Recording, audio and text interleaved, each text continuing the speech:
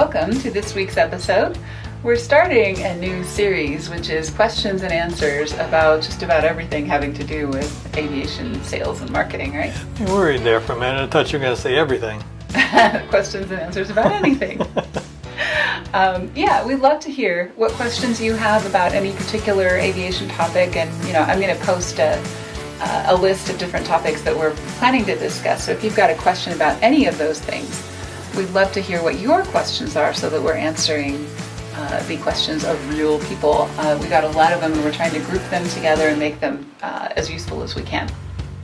So our mission, of course, well, first of all, I'm Paula Williams. Of course, I'm John Williams. And we are ABCI, and ABCI's mission is on the screen to help aviation companies sell more of their products and services. Right, and not everybody can see the screen, so we have to read it. Absolutely, or at least explain what we're doing. So this is audio as well as video, but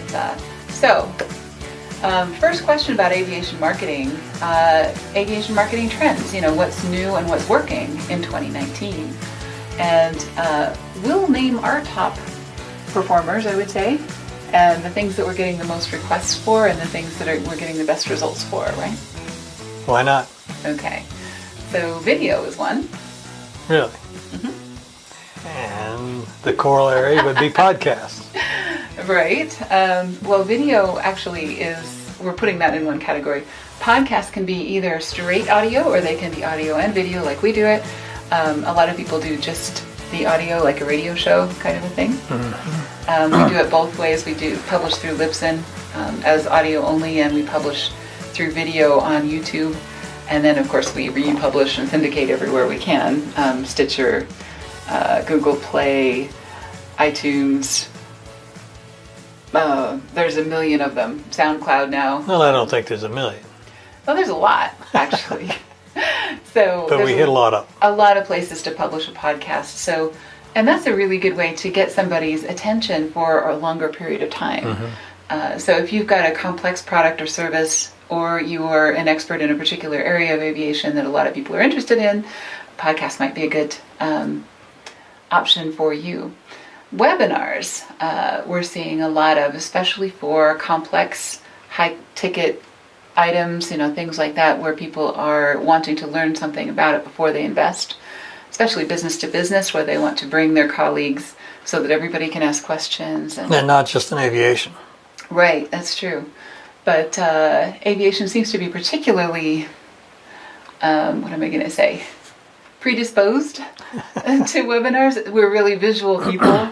We like to see how things work. We like to be able to participate in the conversation and those kinds of things. So a webinar is kind of like a low-key sales presentation that you get to participate in. So exactly. Right. You do a lot of webinars, don't you? No. I thought you did about security and things like that. You've done a few. Well, done a few, but I wouldn't say a lot. Okay. But yeah, you're kind of the target market for aviation. You don't do a whole lot of social media, but you do a webinar every now and then if it's a topic that you're interested in. Of course. Right, absolutely. Social media targeting, native ads, and we're going to talk a little bit about what exactly is the difference between a native ad and just an ad that is slapped into a platform, right? Good. Okay. So a native ad is something that looks like it belongs there. So like you go to Instagram and mostly it's photographs and things like that, but then if you see suddenly like something that looks like a magazine ad that should be much larger that is stuffed into an Instagram window, that is a not native or a non-native ad, and those don't perform well at all. So you can't just take ads that you have created for another format and just stuff them in. You have to make them look like they belong there in order for those things to be effective. And if your ads are not being effective, that's usually, I would say more often than not, could be that your audience isn't large enough, and then the second thing is that your ads are not native enough to that platform. Interesting. Yeah, so you want to make it look not like advertising. You want to make it look like part of the conversation that people are already having, right? Yeah, I have seen that on television a few times. Yeah, where you're watching a movie? And you can't tell you moved right into ad. Right. So, you're watching an action station or TV program or something, and then it goes into an ad for a car or something, and it's doing an action scene. So, it's clearly targeted to that genre. Yeah. Right. And enjoyable to those kind of people. So, you're not suddenly in a romance novel or something from... Exactly. Shoot 'em up to a romance novel. That just is dysfunctional. So, all right. Okay, so another question. What pricing strategy works best for aviation marketing? And again, this is going to be a little bit disjointed because we're just doing questions from our listeners, viewers, and other things. So we've just collected the questions that we've been getting over the last few weeks and put them into a podcast. So. Okay. All right, so what pricing strategy works best for aviation marketing? Excellent question.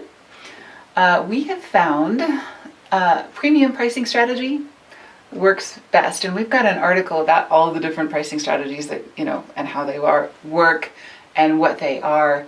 But just to put it in the shortest possible way, a premium pricing strategy, to use a rhyme, is price high and justify, right?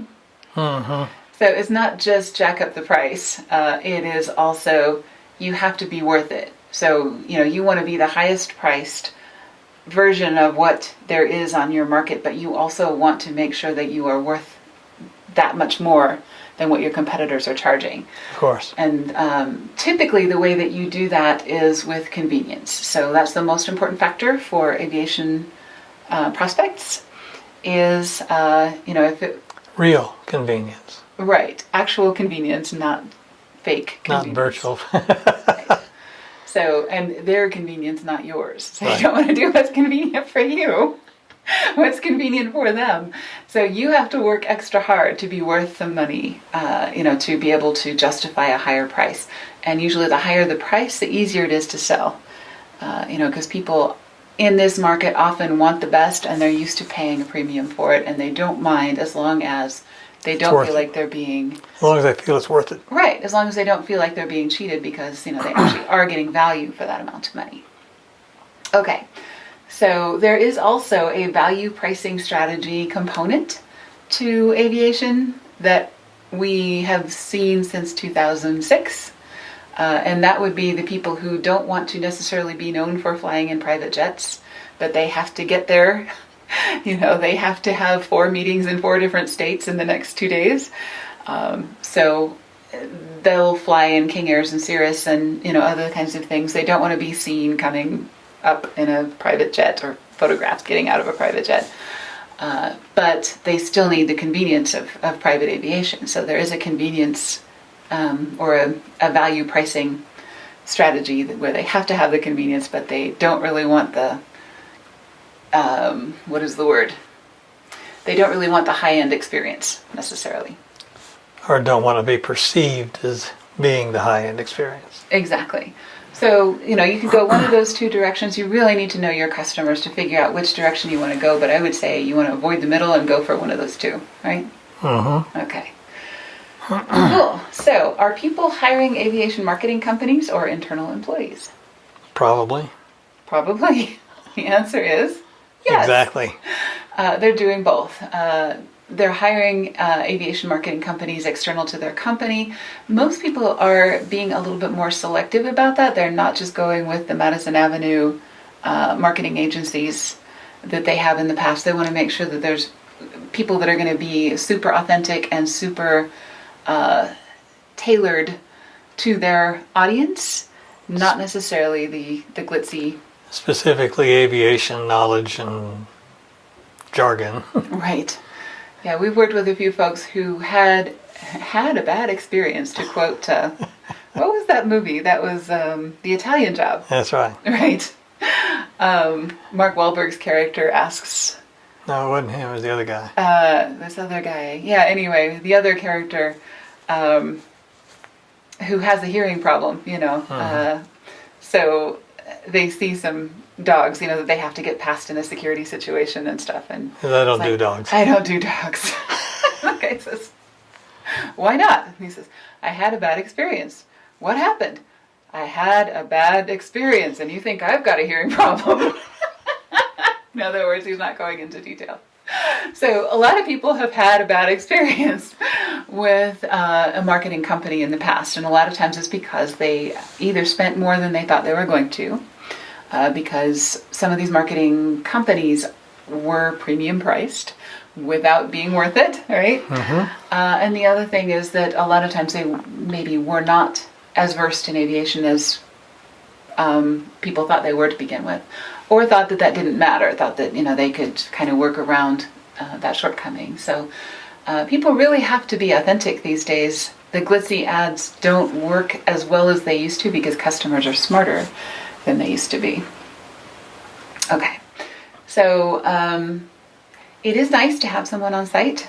There is no substitute for having somebody able to take a picture of a deer at your FBO, that's knocking on the door wanting treats or whatever. There's something really special and authentic about being able to take pictures of what's going on a day-to-day basis. And, whether that is somebody that is a mechanic or, somebody who has another job there who happens to have a good eye for photography or happens to have a nose for publicity, that kind of thing. That doesn't necessarily have to be a marketing expert on site, right? Exactly. Okay. It is hard to find an employee that has all of the skills and tools that you need.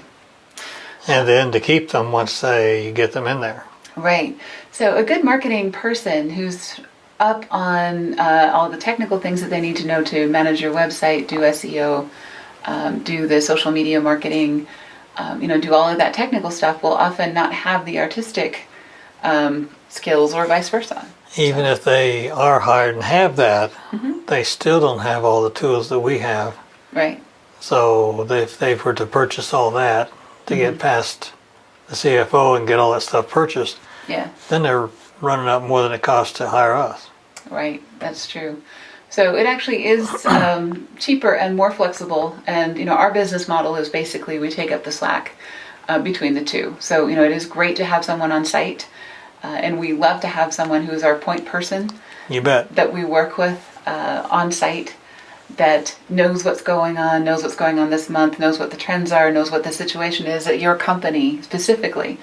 And then we can apply the skills, the expertise, and the labor to get the tools, all of that done in a way that's less expensive than having a whole marketing department.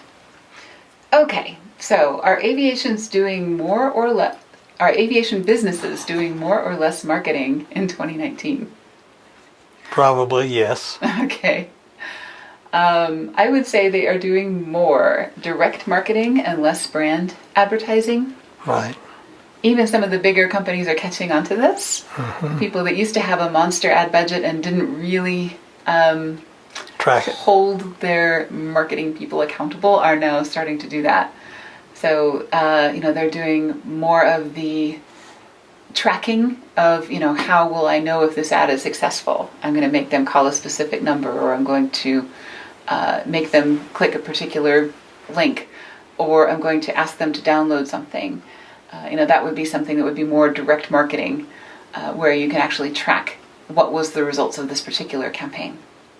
They're having a bigger demand for metrics, so they know the software is out there to see what's going on with their advertising, and they're demanding those reports. And they should. And they should, yeah, absolutely. You want to know where your money is going and what's working and what's not. They are demanding more in-house marketing for cost and control.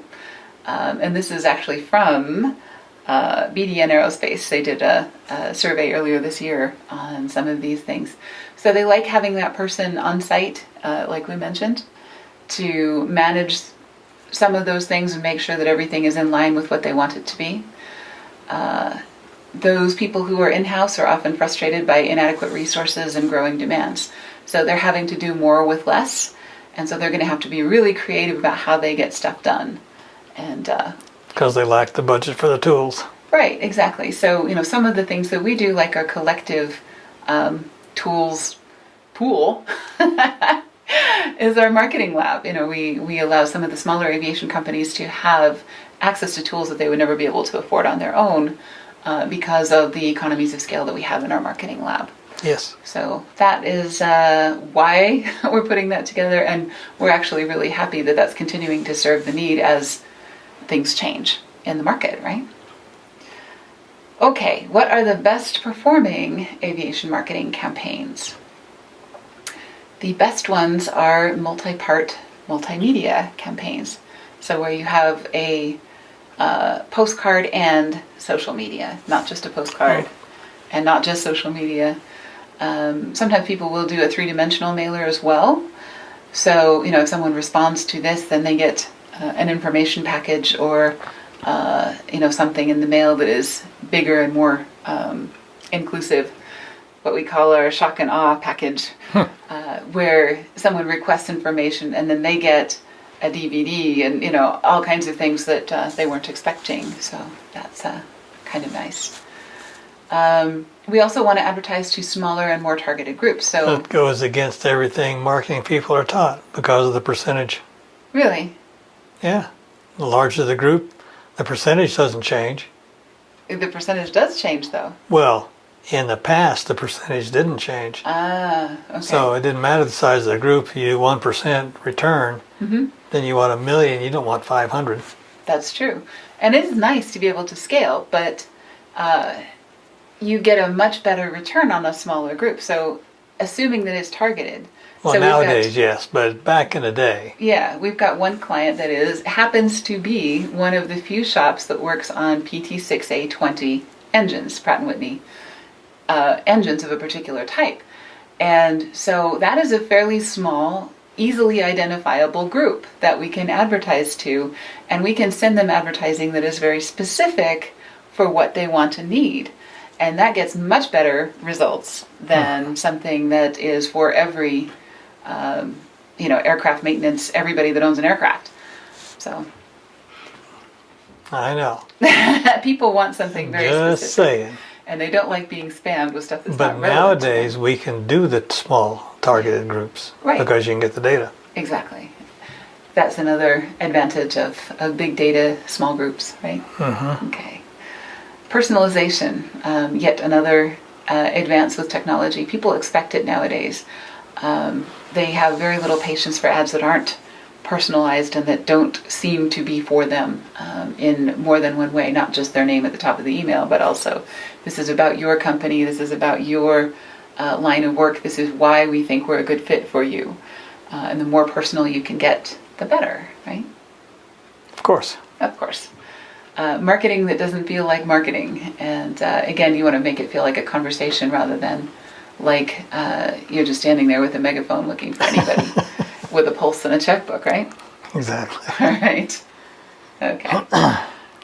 International aviation marketing trends. Our friends at Simply Flying provided these. They're talking about older airplanes leaving the U.S. airspace as the ADS-B deadline is looming. Well, but ADS-B is actually being applied in Europe and Mexico and Canada as well. I know. So in that case, they're going south. Yeah, way south. Way south to places where, so a lot of these older planes, you have two choices. You can either upgrade or you can sell it someplace where it doesn't matter. Mm-hmm. So there are people selling them places that it doesn't matter. So, that is an international marketing trend. If you're a broker, you may want to look into those options for your clients and things like that. So, storytelling is a trend that is much larger, even in international marketing. They're catching up to the fact that some of these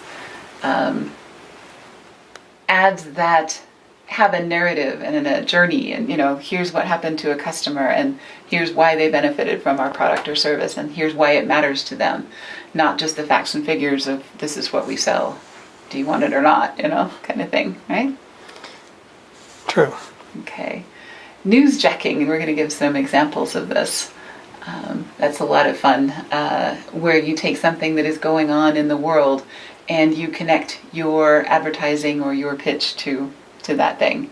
It's a great way to get attention and a great way to kind of slide in under the radar, especially if you use some humor. And politics. There's a lot of politics going on right now. You want to be a little bit careful about how you do it. some of the topics that have been going on in the last year. Of course, drones, privatizing the FAA, other things in aviation, other things outside of aviation having to do with the economy and so on. A lot of people will stay away from politics with a 10-foot pole, but there are ways to do it that are not horrible, right? Well, for those that are knowledgeable, yes. Okay, cool. This is not an aviation example, and in fact, it's a little bit risque. So this one is basically advertising Durex condoms, so birth control, and it has Joffrey from the Game of Thrones. I don't know if you're familiar with the Game of Thrones. Hopefully, everybody on the planet is by now. It says, "Prevent natural disasters. Use Durex." So if you're a fan of the Game of Thrones, this will resonate with you. And that's one thing that we can find out from, especially if you're active on Facebook and you have a company page that's active on Facebook. You can find out if the people that interact with your company page on Facebook are fans of the Game of Thrones. So you'll find some things that are maybe not directly related to aviation that you can use. You'll know, okay, if 98% of our fans are Game of Thrones fans also, they will get this ad. Yes, they will. If they're not, then don't try something like this, right? So that takes some of the risk out of newsjacking. A lot of people were worried about this falling flat in years past because they didn't know anything about their customers. And now they do. Quite a bit of big data, so you have an idea. This is another Game of Thrones analogy. It says, "Stand clear of the closing jaws." This is a safety poster in the London Underground. So transportation related, not necessarily aviation, but still, it is an ad for the Game of Thrones. But still, it's an advertisement that is using that theme. Yes. For the people who can't see this, you keep telling me they can't see it. Right. It's a picture of the dragon from the Game of Thrones, and it says, "Please stand clear of the closing jaws." So that's pretty hysterical. It's usually "Please stand clear of the closing doors" on a subway. Mm-hmm. Anyway. Okay, here's another one, and this is newsjacking the wall and immigration and so on, but in a fun way. So Aeromexico ran a campaign where they would give people a discount based on the amount of Mexican DNA they have. And they did an ad that was actually cute. They were talking to Americans on the street saying, what do you think of Mexico? What do you think of immigration? Da, da, da, da, da. And then they started asking questions like, well, do you like tacos? Of course I like tacos. Do you like margaritas? Of course I like margaritas. Do you like beaches? Of course I like beaches. Well, here's a deal for you. And they did it in such a fun way that I think it worked out really well. It would be interesting to see. I don't know what the statistics are on this particular ad. I haven't seen it in any of the advertising. As far as the results? Industry magazines. Yeah, no, I haven't either. But it made us chuckle, and we're on, a whole bunch of people on different ends of the political spectrum will laugh at this ad and will love it because it is a way of addressing a situation with humor and also, of course, drawing attention to it because that's what everybody's talking about already. Uh-huh. Right. So newsjacking is just entering a conversation that's already going on between people and getting them to talk about you while they're talking about something else. In a positive manner, talking about you in a positive manner. There is that, right? Okay. We're not in the any publicity is good publicity camp. No. We want it to be positive. So humor is a good way to do that. Also, check your stats to make sure that you are that you know your customer and you're not going to hit them the wrong way with any of this, right? Exactly. Okay. With that said, you can still do things that look risky even if they're not, because you know everything there is to know about your customers. Not everything. More than you did a year ago. Exactly. Okay. So if you'd like to talk about aviation marketing trends, what's going on, what questions you have, things like that, click the gold button on our website and let's sit down for 30 minutes and talk about what's on your mind. And no obligation, we just like to catch up with what's going on in the industry. Thanks for joining us and have a great day. See you next time.